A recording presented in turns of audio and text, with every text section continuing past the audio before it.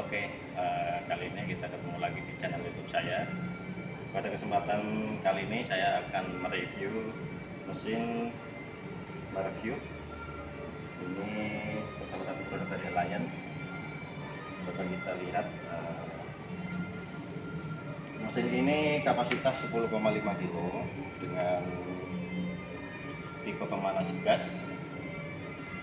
Kita lihat bagian-bagian dari mesin Merview ini. Yang pertama adalah timer.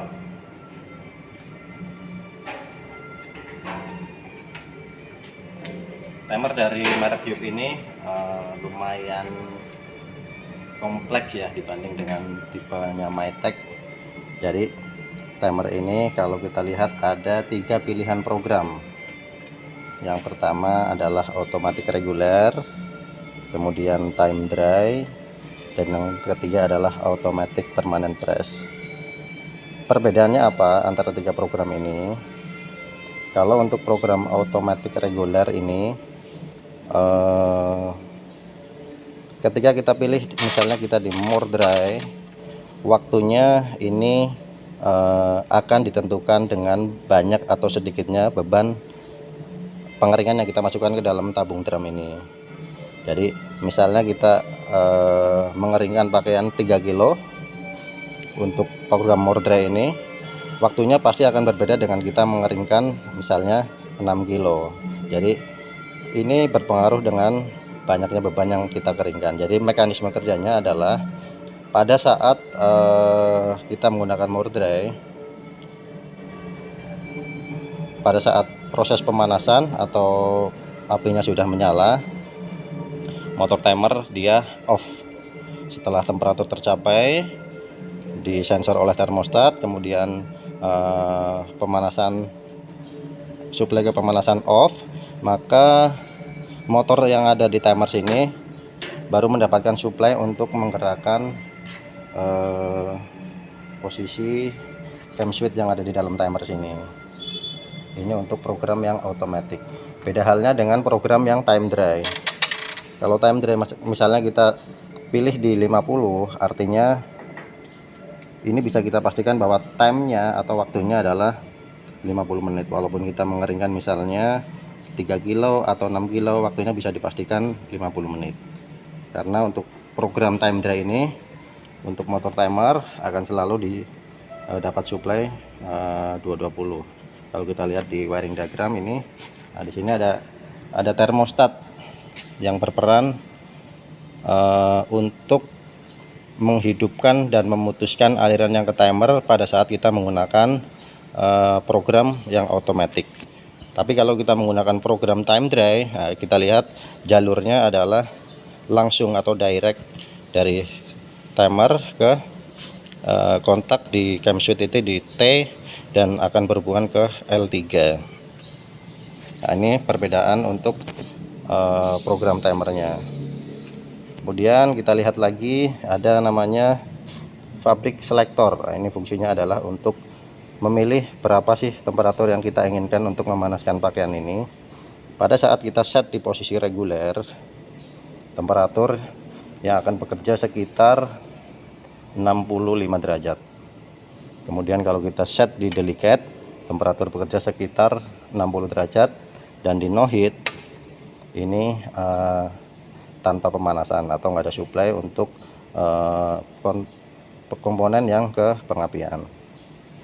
Nah, kita lihat, kita analisa dari wiring diagramnya. Aliran pertama yang masuk dari L1 ini adalah line-nya dan N adalah netral, akan masuk ke door switch atau switch pintu. Kita lihat di sini ada switch pintu.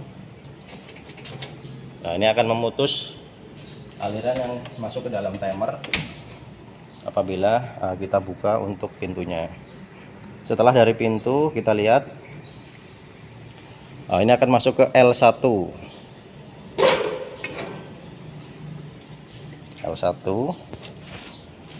L1 itu warna kabelnya adalah gray atau abu-abu. Ini nih.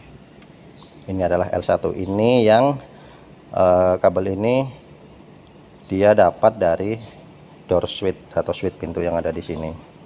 Nah, kemudian dari L1 ini akan terbagi menjadi beberapa aliran. Yang pertama adalah ke aliran motor, kemudian yang kedua adalah ke aliran untuk komponen pengapian. Kita lihat di sini masuknya ke selector switch ini. Nah, ini untuk yang program automatic. Nah, kalau ada satu lagi yaitu aliran ke time dry. Nah, ini kita lihat dari L3 dia akan dibagi ke T, kemudian masuk ke thermostat cycling. Thermostat cycling adanya di bawah. Nah, setelah dari thermostat cycling ini baru nanti masuk ke komponen pengapian. Nah, ini untuk siklus atau aliran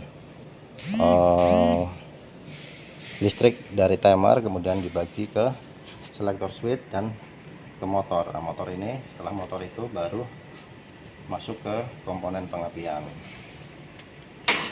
Nah, kemudian setelah aliran arusnya kita ketahui, coba kita lihat di bagian bawah ya. Kita buka dulu.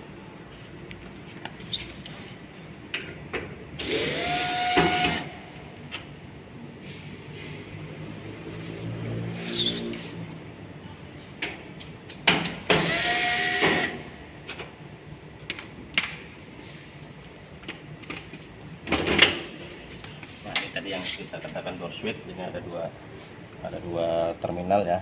Ini hubungannya adalah NC. Jadi pada saat dibuka normally close atau terhubung, pada saat ditutup adalah terhubung, pada saat terbuka baru dia tidak terhubung.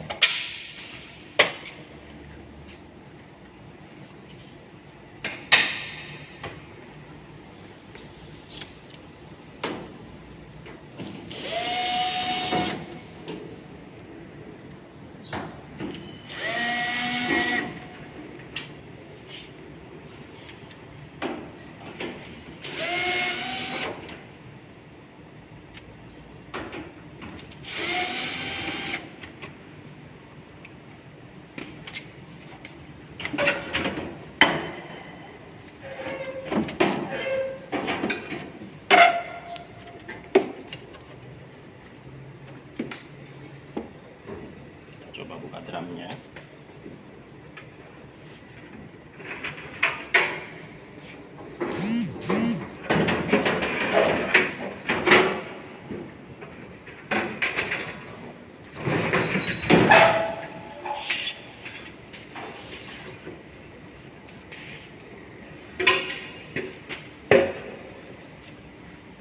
Nah, kita lihat bagian dalamnya.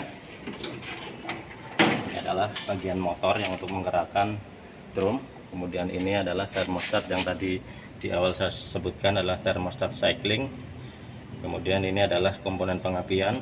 Ini ada thermal cut off, kemudian ada radian sensor, ada ignitor, dan ini ada coil valve untuk kaki 3 dan kaki 2 nya. Pada dasarnya untuk mesin ini, apabila ada beberapa masalah, kita bisa klasifikasikan ada dua masalah, yaitu yang pertama adalah masalah pada saat kita push startnya motor nggak jalan, atau yang kedua pada saat kita push startnya motor jalan tapi pemanasan tidak ada. Nah, coba kita urai dari masalah yang begitu kita push tapi nggak jalan. Beberapa kemungkinannya, yang pertama adalah door switch. Apabila door switch di pintu tadi ini ada masalah, akan terputus aliran yang masuk ke timer sini. Begitu kita push start juga sama sekali nggak ada reaksi dari motor. Kemudian yang kedua, setelah door switch kita lihat adalah push start. Ini namanya push start. Nah, push start ini kalau kita lihat di wiring programnya, ini ada kontak antara M dan S. Nah, kita lihat di sini, ini ada S, kemudian kita cari yang M.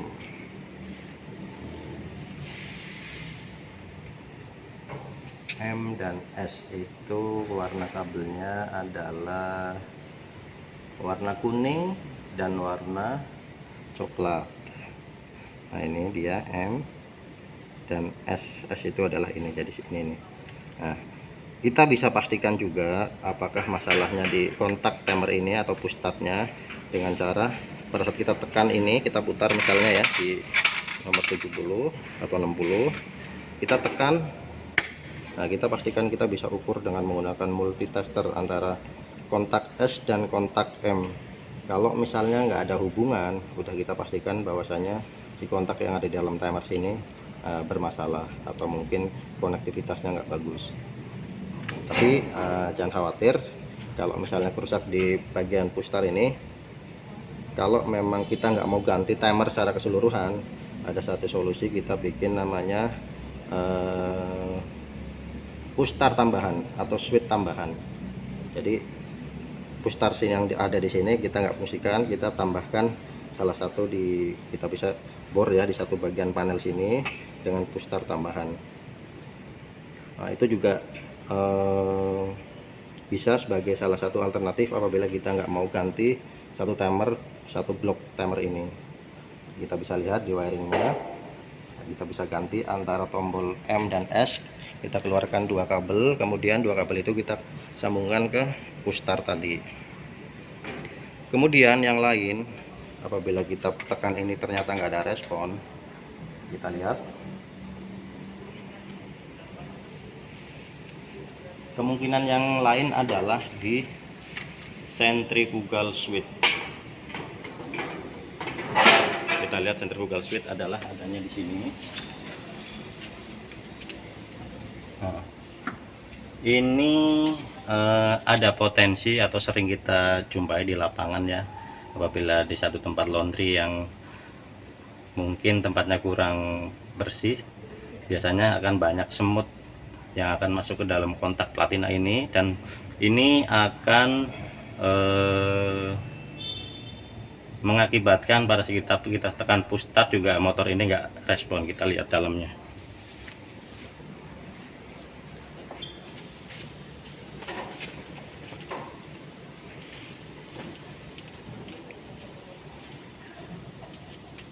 Kita bisa buka dengan menggunakan obeng T20.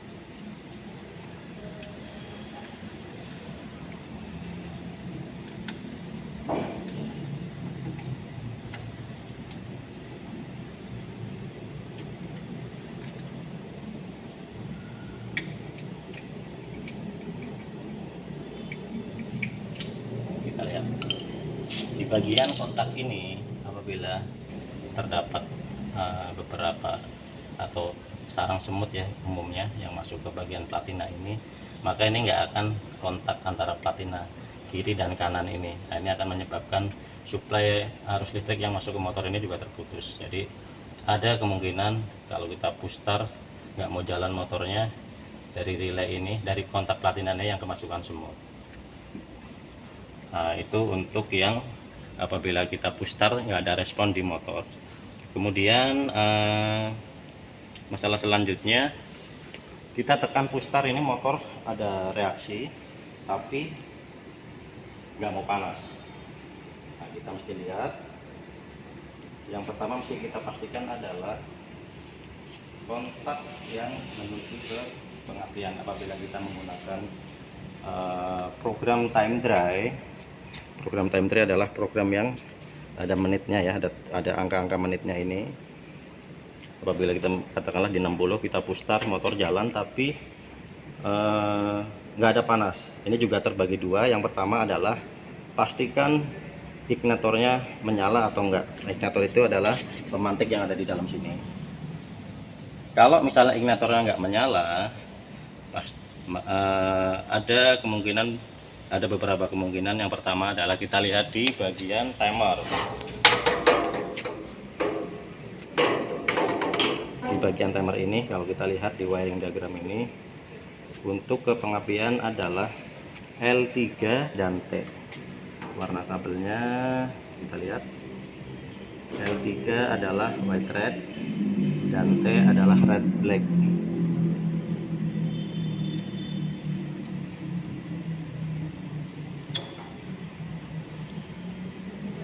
White red dan L black. Ini L3 warna white red, putih strip merah. Kemudian yang satunya adalah red black. Red black adalah ini nih. Nah, ini kita pastikan kontak antara L3 dan T ini ya, L3 dan T. Kalau misalnya kita tadi udah tekan putar di 60, kita bisa menggunakan multitester dengan ohmmeter ya. Kita ukur antara L3 dan T ini. Kalau misalnya bagus kontaknya, akan ada simpangan jarumnya terukur kalau kita menggunakan multitester analog. Tapi kalau misalnya nggak ada simpangan jarumnya nggak bergerak, nah bisa kita pastikan bahwasanya kontak platina yang ada di dalam sini sudah bermasalah. Bisa memang terbakar atau konektivitasnya sudah nggak bagus, karena memang platina yang ada di dalam sini apabila kita udah sering pakai, dia akan on off sampai beberapa kali, dan timernya juga ada lifetime-nya sampai berapa kali on off dia bisa berfungsi dengan baik. Kemudian setelah kita pastikan untuk yang L3 dan T ini, katakanlah kita tes bagus, nggak ada masalah. Kalau tadi kita tes ternyata nggak ada simpangan jarumnya, berarti kita pastikan timernya ini rusak. Jadi solusinya adalah dengan mengganti timer ini, atau bisa juga ada solusi lain, tapi nanti ada beberapa fungsi yang nggak bisa difungsikan, jadi nggak normal ya untuk pemakaiannya. Kemudian kalau tadi kita cek kondisinya bagus, kita mesti cek kemungkinan selanjutnya adalah thermostat cycling. Nah ini dia nih, thermostat cycling ini apabila pengapian ignitor ini nggak menyala, kita lihat thermostat cycling kontak nomor 1 dan nomor 3 kita bisa tes menggunakan multitester juga. Kalau misalnya kita tes nomor 3 dan nomor 1, kita lihat warna kabelnya adalah biru dan pink. Kita lihat pink. Nah ini dia nih, kita bisa ukur termostat ini. Kalau misalnya si ignitor nggak dapat suplai tegangan, ada potensi antara dua kabel ini, antara terminal 2 ini, di dalamnya ini kontaknya sudah nggak bagus atau memang sudah terbakar. Nah, kalau termostat ini rusak, ini harus diganti. Kita nggak bisa atau nggak boleh membypass termostat yang ini, karena akan beresiko kontrol temperaturnya nggak ada. Jadi akan terjadi overheating kalau misalnya kita bypass antara kabel yang biru dan warna pink ini. Sebaiknya kita ganti termostatnya. Kemudian setelah kita cek ini, apabila tadi rusak ini mesti diganti, tapi apabila ini ada hubungan, kita tester, kita cek kemungkinan selanjutnya, yaitu ignitornya sendiri. Biasanya kalau ignitor sudah beberapa lama itu ada kemungkinan pecah. Nah ini biasanya karena radian sensornya sudah kotor, dan sensor atau deteksi dari panas ini juga akan berkurang kalau sudah kotor. Jadi waktu kerja si ignitor ini terlalu lama kalau misalnya di bagian kaca dari radian sensor ini sudah kotor. Makanya sebaiknya ada periodenya untuk maintenance semua bagian-bagian yang ada di dalam mesin pengering ini, terutama di radian sensor ya. Ini penting sekali karena kalau sudah kotor deteksinya sudah nggak normal. Nah, kita bisa cek juga menggunakan multitester dari dua kabel yang masuk ke ignitor ini. Nah, kita bisa cek menggunakan multitester. Kalau misalnya nggak ada hubungan atau nggak ada simpangan jarum, bisa kita pastikan ignitornya sudah rusak. Mungkin secara visual bisa kelihatan udah retak biasanya ya. Tapi kalau secara visual nggak ada retak, tapi kok diukur nggak ada simpangan jarum, ada kemungkinan di join atau sambungan yang ada di dalam sini nih, di dalam keramik ini. Kemudian kemungkinan yang lain kalau kita tadi setelah termostat ini, jalur setelahnya adalah di radian sensor sini ya, bukan di sini. Ini adalah terakhir, ini adalah terakhir yang dapat suplai listrik di radian sensor ini. Radian sensor ini adalah hubungannya seri dengan ignitor ini. Jadi ketika radian sensor sini platinanya sudah nggak terhubung dengan baik atau kotor atau udah terbakar, nggak akan ada suplai listrik yang masuk ke ignitor ini. Jadi kita pastikan di radian sensornya dulu. Bisa kita ukur dua terminal atau dua kabel ini dengan multitester juga. Apabila ada simpangan jarumnya berarti bagus, apabila nggak ada simpangan jarumnya berarti sudah rusak. Radian sensor ini sebaiknya kalau ada rusak diganti, jangan diperbaiki ya, karena memang si radian sensor ini punya lifetime dan rata-rata mungkin di atas 3 tahun ya untuk lifetime dari radian sensor ini. Kemudian kalau radian sensor ini kita ukur bagus, baru kita terakhir di ignitor ini. Kalau ignitor biasanya sih kelihatan ya secara visual, kita lihat retak ya sudah, berarti diganti. Kalau nggak kelihatan retak tapi kok nggak nyala, kemudian radian sensor ini tadi kita bagus, kita bisa menggunakan multitester. Apabila simpangan jarumnya terbaca berarti bagus, apabila nggak terbaca berarti ada kemungkinan koneksi atau join antara kabel sini dan ignitor yang di dalam, tentunya di dalam keramik ini bisa jadi sudah nggak bagus ya konektivitasnya. Nah ini kita push start, motor jalan dan ignitor nggak nyala. Tadi kemungkinannya udah kita bahas dari awal, dari timer, kemudian dari ini termostat, kemudian lari ke radian sensor dan terakhir di ignitor. Kemudian selanjutnya kita push start, motor jalan, ignitor nyala, tapi pengapian nggak keluar. Nah ini kita bisa cek beberapa kemungkinannya. Yang pertama adalah pastikan tegangan listrik yang ada di tempat laundry Bapak Ibu semuanya terukur 220 volt, karena mesin untuk pengering ini, terutama komponen gas valve ini, tegangan listriknya kalau bisa stabil di 220 atau toleransinya maksimal adalah 5%. Jadi kalau 220 minimal adalah 215. Di bawah 215 ada kemungkinan komponen gas atau terutama di coil ini dia nggak mau membuka untuk buka katup gasnya. Jadi sebaiknya mengantisipasi apabila dari suplai PLN tegangannya nggak stabil, naik turun, sebaiknya menggunakan stabilizer. Nah di sini ada koil kaki 3 dan koil kaki 2. Prinsip kerjanya untuk pengapian ini adalah ketika kita sudah push start, kemudian time-nya udah kita arahkan misalnya di 60, kemudian selektornya juga kita sudah arahkan ke reguler misalnya ya, aliran listrik akan mengalir dari timer, kemudian ke selektor switch, kemudian ke termostat ini, kemudian komponen pengapian. Nah ini untuk jalur pasnya. Kalau kita lihat di jalur pasnya itu masuknya dari timer, kemudian ke selektor switch, kemudian ke termostat. Nah dari termostat ini ke thermal cut off baru ke radian sensor dan ke coil serta ignitor.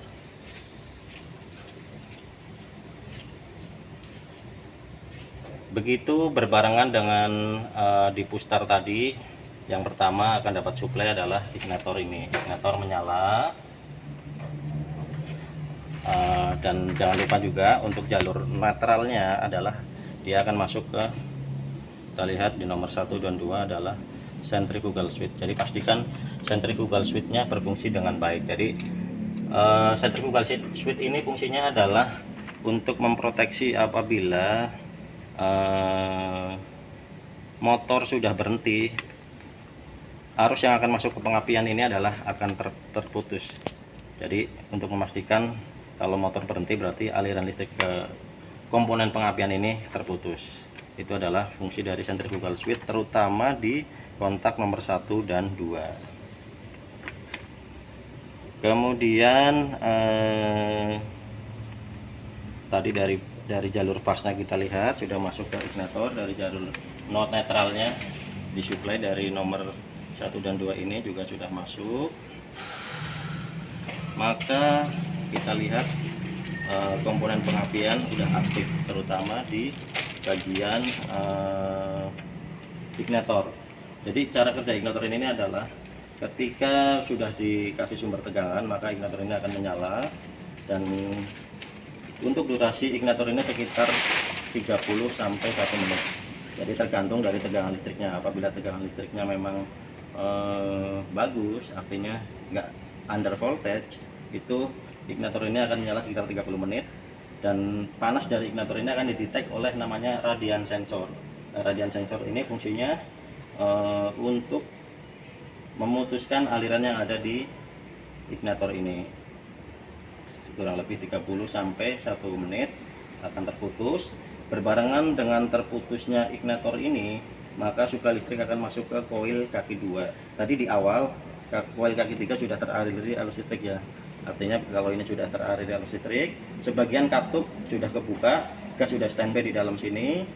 Nah, kemudian ini tadi nyala sekitar 30 detik. 30 detik sudah cukup untuk menyalakan api, baru si ignitor ini memutus dan men-trigger koil kaki 2 ini. Nah, kemudian kaki 3 tadi sudah terbuka di awal, kaki 2 terbuka juga, maka akan ada aliran gas yang masuk ke dalam burner sini dan akan terjadi proses pembakaran. Siklus proses pembakaran akan berlangsung sampai beberapa lama ke depan dan akan didetek oleh thermostat cycling ya. Ini thermostat cycling. Apabila kita menggunakan program reguler ini, mungkin sekitar 65 derajat 65 derajat sudah tercapai, maka termostat ini akan menonaktifkan arus yang akan masuk ke komponen pengapian ini. Kemudian setelah mati, blower ini juga jalan terus ya. Nah, panas yang ada di dalam ruangan pakaian ini akan disedot sama blower ini. Karena dia disedot terus untuk panasnya, maka akan terjadi penurunan temperatur. Penurunan temperatur mungkin di sekitar 63 atau 62 derajat. Baru termostat ini akan terhubung kembali dan akan mensuplai komponen pengapian yang ada di dalam sini. Nah, setelah dia akan suplai, akan siklus dari awal akan berulang lagi, yaitu ignitor nyala, koil kaki 3 aktif, kemudian ignitor mati, koil kaki 2 aktif, kemudian akan terjadi proses pembakaran kembali. Nah, itu siklus untuk pengapian yang ada di mesin pengering merek Hub ini. Untuk kerusakan-kerusakan yang lain yang sifatnya mekanis, mungkin kita bisa dengan mudah ya bisa lihat secara visual. Misalnya di bagian rollernya sudah bunyi, asnya sudah kemakan, kita bisa ganti. Umumnya di roller sini 2 dan puli. Nah, ini ada puli. Ini juga biasanya kalau sudah terlalu lama bekerja, ada lifetime-nya, dia akan karena gesekan ya akan timbul aus ada di dalam shaft ini. Nah, ini kalau masalah mekanis cukup gampang lah, kita bisa dilihat secara visual. Mungkin untuk pembahasan mesin Hub ini saya rasa sudah cukup jelas ya. Jadi kalau misalnya nanti teman-teman semua ada pertanyaan, bisa di kolom komentar. Mungkin dari saya cukup sekian. Terima kasih, sampai jumpa lagi di kesempatan yang lain.